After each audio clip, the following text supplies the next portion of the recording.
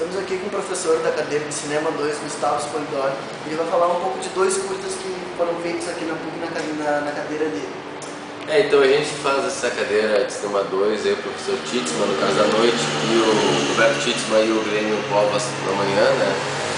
Que a ideia é tentar aproximar os alunos do jornalismo com a proposta da realização audiovisual. A gente adaptou um pouquinho até para esse semestre agora, na verdade, são ficções, mas elas estão mais próximas do jornalismo. A gente tenta ficcionalizar alguma notícia, algum fato que tenha ocorrido, né? Então, nesse semestre nós passamos para os alunos dos jornais, eles acharam notícias ali e viram que, na verdade, praticamente todas as notícias podem virar um filme de ficção, basta daí tu criar em cima delas, né? Claro, normalmente a gente vê em televisão, tem uma notícia e de repente aquela matéria, tipo Fantástico faz muito isso, né, e tal, eles fazem uma ficção daquela história, daquele fato, né, então a gente está tentando chegar nesse ponto.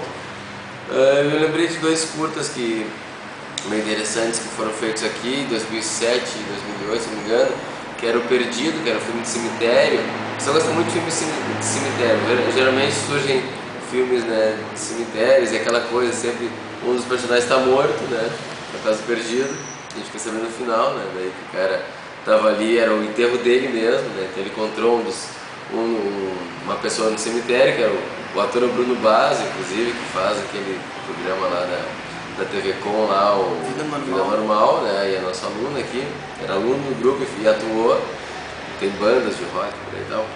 E é bem bacana, então no YouTube, né? Inclusive, então o pessoal pode olhar o Perdido, esse. Feito no cemitério São Miguel e Almas, tinha gente com muito medo de andar lá de noite. O cemitério São Miguel e Almas geralmente cede espaço, eu já fiz acho que os 3 curtas lá de alunos de curso de cinema ou de jornalismo. E eu acho que foi bem bacana, assim, o processo é muito rápido, né? É difícil de fazer, a gente tem pouco tempo para ensinar os alunos a como fazer, né? E tem pouco tempo para filmar, a gente filma em cerca de 1h30, assim, né? Mesmo assim são coisas interessantes, que eu acho que é o caso do Perdido. E o caso do Cor do Dia, A Cor do Dia, né? Tem aqui no computador aqui, A Cor do Dia. O pessoal pode procurar no YouTube, é Cor do Dia só. Também, que se não me engano é de 2008. E esse era a história de um cara que todo dia ele lia o horóscopo e só saía usando aquelas roupas. Fui filmado aqui na Famecos, parte dele inclusive. E saiu usando a mesma roupa. A roupa com a cor do dia, que dizia, seu signo é tal, então hoje você vai usar, então ele todo vestido com aquela roupa, então ele passava no dia, quando caminhava, ia pelos corredores e tal.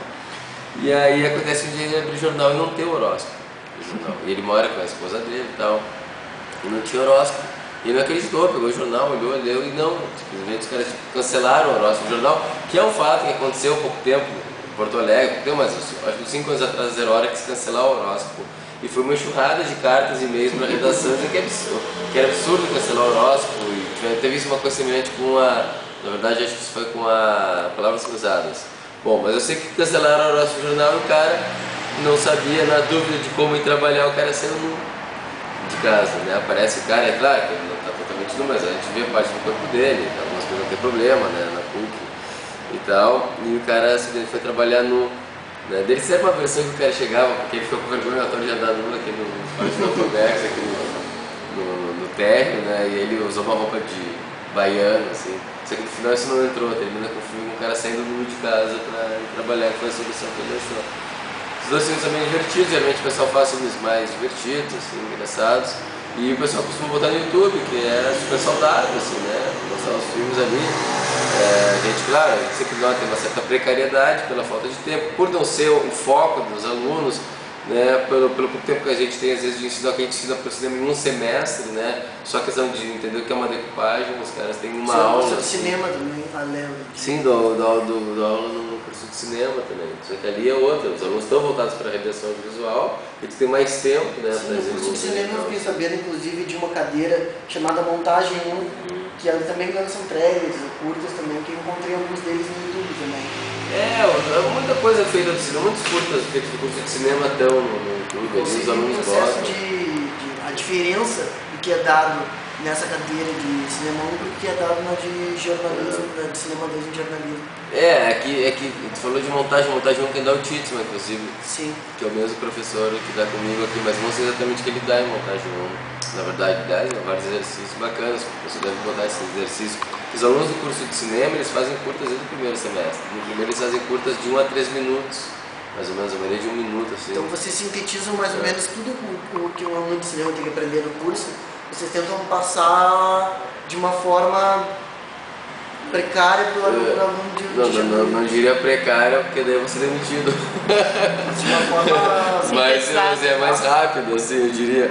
Mas não é tudo, né? A gente tenta ensinar o aluno a entender que um filme é composto de movimentos, aqui como a tua colega está fazendo com a câmera, né? Então que a câmera vai no teu rosto, vai no meu, mostra os dois, né? Mais ou menos para eles entenderem, então, seja os movimentos de câmera, os enquadramentos de câmera, você tem que entender que eles têm que ter uma decupagem, ou seja, que eles têm que chegar para filmar já sabendo que eles vão filmar, que eles não vão chegar na hora de inventar. Então eles têm que pensar, então essa sexta-feira a gente tem o primeiro dia, então eles têm que pensar como é que eles vão filmar.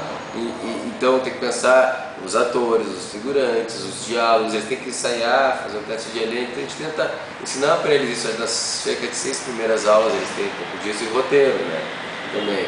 E aí geralmente já pela 7ª aula eles começam a gravar. Mas a parte técnica seria o que o jornalista de fato ele viria aproveitar dessa cadeira. No caso, os tapes de tomadas, porque a pessoa vai utilizar a câmera, como fazer enquadramento, esse tipo de coisa. Se a pessoa é interessada em trabalhar com jornalismo, com televisivo, internet também, porque a gente já está trabalhando com mais de um caminho, onde eles vão se interessar mais. Sempre tem alunos que estão muito mais interessados, outros nem tanto, porque alguns querem só escrever, não querem se fazer outras coisas, né? Mas aqueles que estão interessados com isso, eu acho que para eles a cadeira ela é mais proveitosa para esse pessoal que está interessado em trabalhar com imagens no jornalismo, né? Então essas realmente são as pessoas que mais se dedicam, claro. Tem gente que se dedica porque são pessoas dedicadas também, claro, mas realmente interessa mais a esse tipo de pessoa. E há quantos anos o senhor dá essa cadeira? Cara, acho que faz 3 anos, se não me engano.